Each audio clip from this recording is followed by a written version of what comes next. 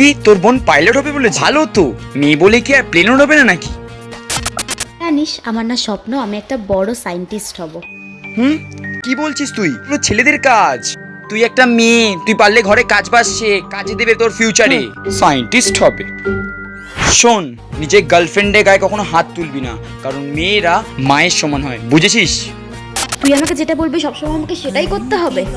আমি বলেছি না আমি ঠিক, আর আমি ঠিক মানে আমি ঠিক।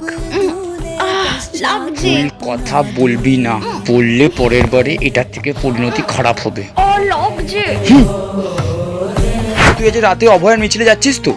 ক্যান্ডেলগুলো নিয়ে আসিস, ঠিক আছে? চ।